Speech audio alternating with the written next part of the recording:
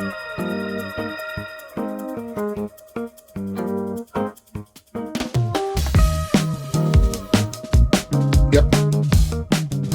Hey there, Dale. Hey, good morning. Good morning and happy Tuesday. Hope you're having a good one. There's a lot of information today. There is. Let's jump right in because it's heavily packed and lots of good info. Yeah. So, mortgage-backed securities, Dale, last week was a great rally. We had a really big decrease, but we made all that back up and then some. So, we're expecting rates to respond a little bit kindly. Where are we sitting with mortgage rates right now? Well, we're right at about 7.04, which is higher than it was last week.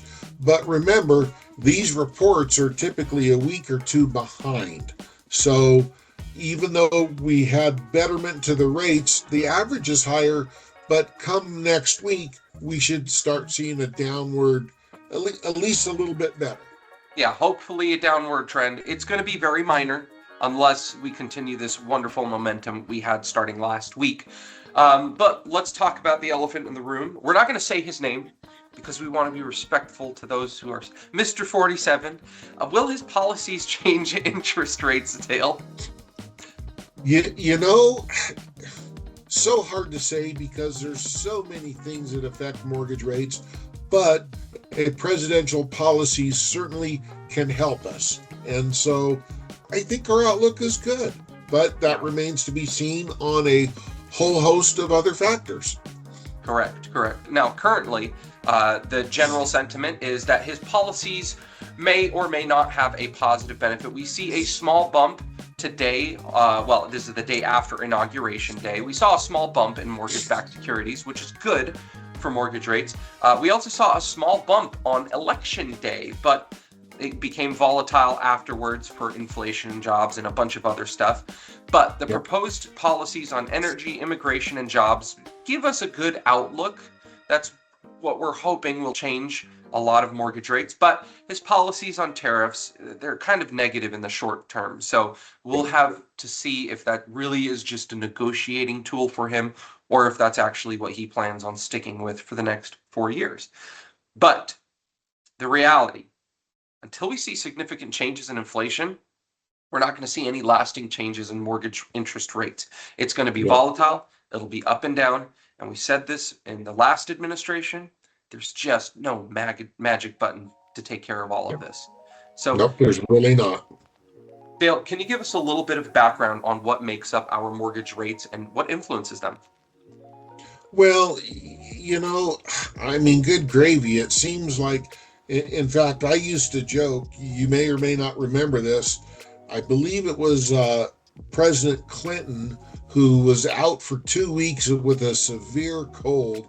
And we used to joke if he sneezed wrong, the rates went up, you know?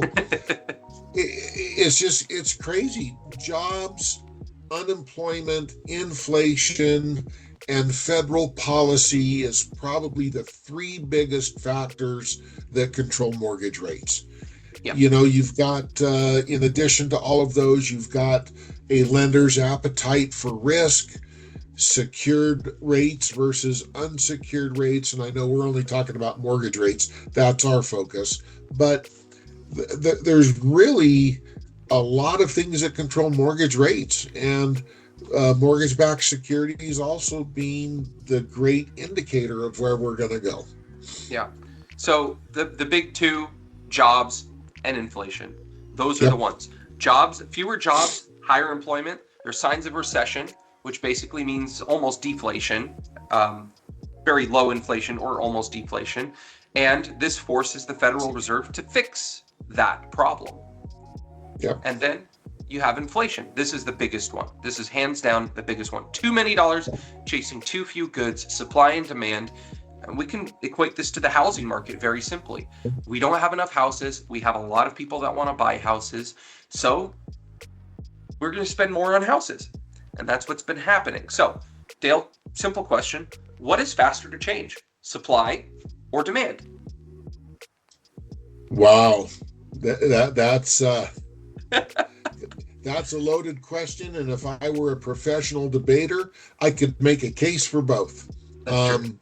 I mean, it is what it is. Supply, I don't think, this is Dale's personal opinion, we're always going to have supply issues. Everybody wants to buy a house. And so we're going to have supply issues. Demand is going to consistently be there.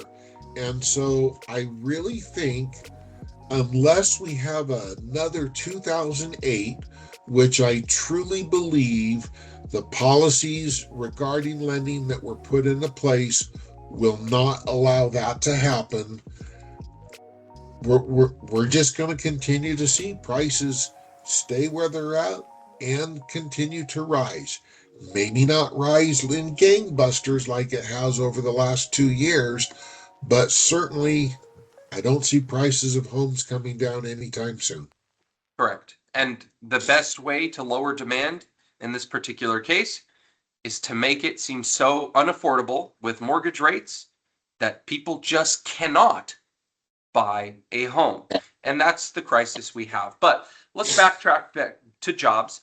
One of the big things that Trump is proposing with his policies is bringing back more manufacturing, mining, logging, utility jobs, transportation, warehouse, practically everything on the bottom shelf he wants to bring more jobs to. But if you haven't heard of it, DOGE, the Department of Governmental Efficiency, whether you think it's good or bad, this is just what they expect to do.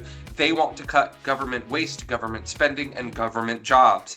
And as you can see, the top 2 jobs that came from the last 3 months were in social assistance and government. Healthcare is part of that too. But healthcare is something that's always going to be needed. It's always going to be there. And after COVID, we had a huge shortage in the healthcare industry. So we're still seeing recovery there. But as you can see, a big fat chunk of jobs, a lot of jobs are coming from government entities. So we expect that to disappear, and we expect a lot of lower end jobs on this, not saying they're lower end jobs because of what the content is, lower end just purely on this chart, are going to be flip-flopping a little bit. So now we're going to go back to our mortgage rates and talk about inflation with them. Dale, you've heard this question. I've heard this question. We will continue to be asked this question. Why is it that we are close to the tippy top of a 52-week range on interest rates? We're at 7.4 for a 30-year fixed rate mortgage, while the high was 7.22 back in early May, late April. Right. Yet, we had 3 cuts. Why? Boy, so do we have an hour? The bottom line, inflation, risk, and overall economic downturn.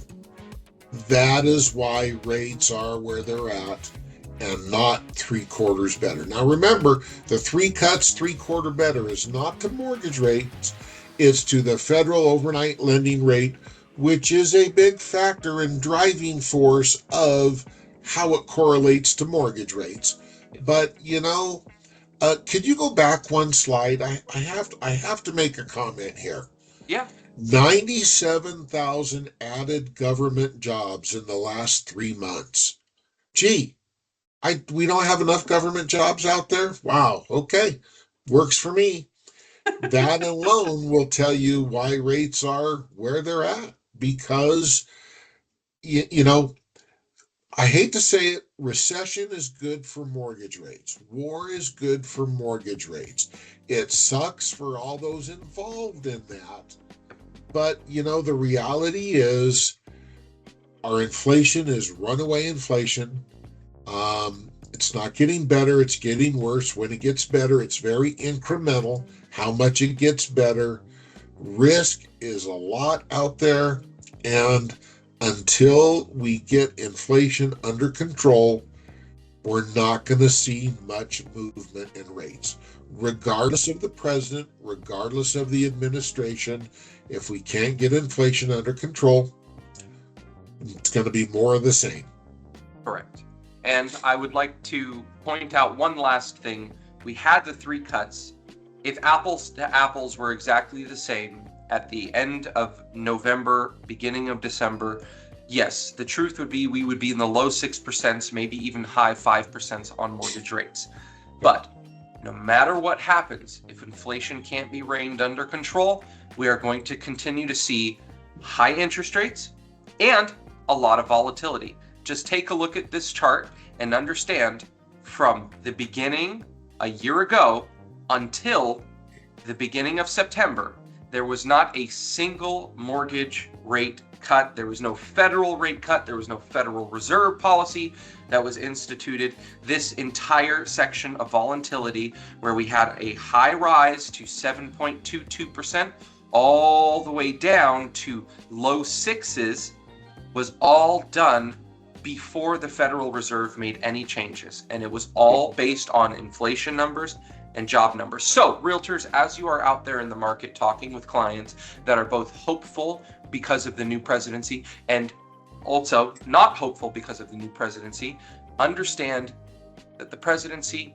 policies will affect things, but until inflation and jobs come under control, there is nothing that will change mortgage rates. Yep. All right, Dale, that was a lot. Thank you all for sitting through a 30,000-foot view of mortgage rates. We did not do it enough justice. I know that for a fact. But if you guys have any questions, absolutely reach out. We'd be more than happy to answer any questions you have. Absolutely. Absolutely. All right. Dale, thank you. Yep. Have a great day. Bye.